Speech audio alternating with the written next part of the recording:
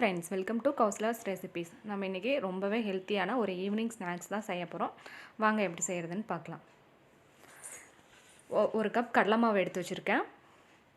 2 spoon அரிசி மாவு இதில் மிக்ஸ் பண்ணிக்கலாம்.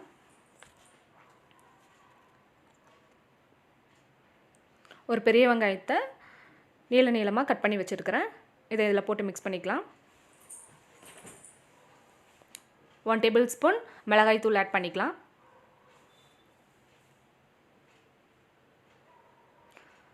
கால் டீஸ்பூன் பெருஞ்சீரகம், தேவையான அளவு உப்பு சேர்த்திக்கலாம்.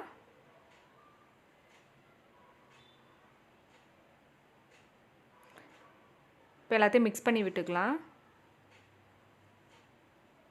அரைக்கட்டு நான் பாலக்கீரையை பொடியாக கட் பண்ணி கழுவி வச்சுருக்கேன். இதை இதில் ஆட் பண்ணிக்கலாம்.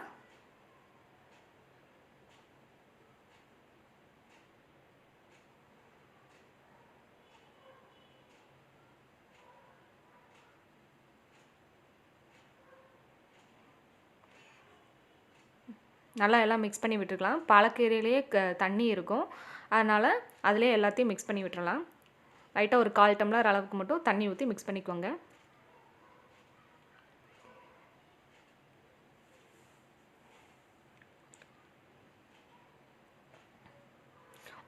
அரைக்கரண்டி சூடான எண்ணெயை இதில் சேர்த்து மிக்ஸ் பண்ணிக்கலாம்.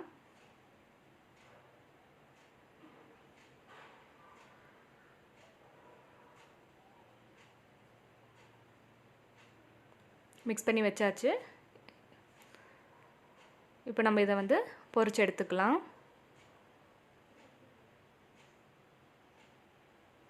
ஆயில் ஹீட் பண்ணி வச்சுருக்கிறேன்.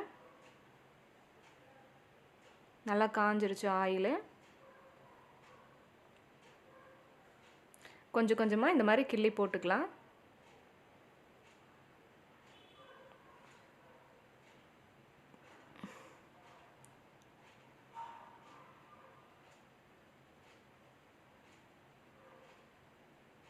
நிறைய குழந்தைங்க கீரை சாப்பிட மாட்டாங்க. அப்படி சாப்பிடாத குழந்தைகளுக்கு இந்த மாதிரி நம்ம பக்கோடா மாதிரி ஸ்நாக்ஸை செஞ்சு கொடுத்தோம்னா குழந்தைகளும் நல்லா விரும்பி சாப்பிடுவாங்க. நீங்களும் வீட்டில் இந்த மாதிரி ட்ரை பண்ணி பாருங்கள்.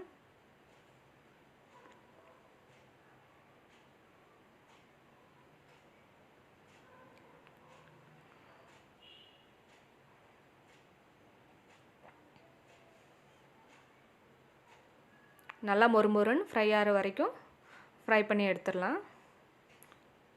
நம்ம போட்ட ஆனியன் நல்லா ப்ரௌன் கலரில் சேஞ்ச் ஆகிடுச்சு. இப்போ எல்லாம் எடுத்துடலாம்.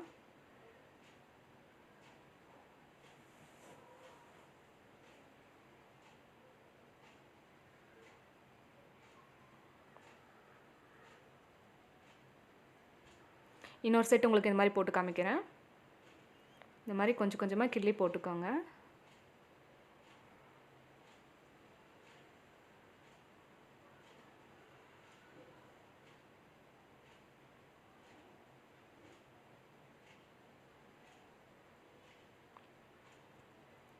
தீ எப்பவும் மீடியம் ஃப்ளேமில் வச்சு பொரிச்சு எடுத்துக்கோங்க. அப்போ தான் நமக்கு கரிஞ்சிராமல் உள்ளே நல்லா வெந்து வரும்.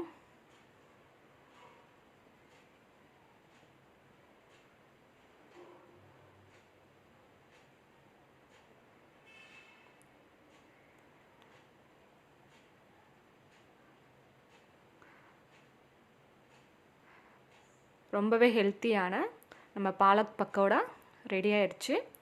நீங்களும் வீட்டில் இந்த மாதிரி ட்ரை பண்ணி பாருங்கள். உங்களுக்கு என்னோடய ரெசிபி பிடிச்சிருந்தனா என்னோடய சேனலை சப்ஸ்கிரைப் பண்ணுங்கள், லைக் பண்ணுங்கள், ஷேர் பண்ணுங்கள். தேங்க்ஸ் ஃபார் வாட்சிங்.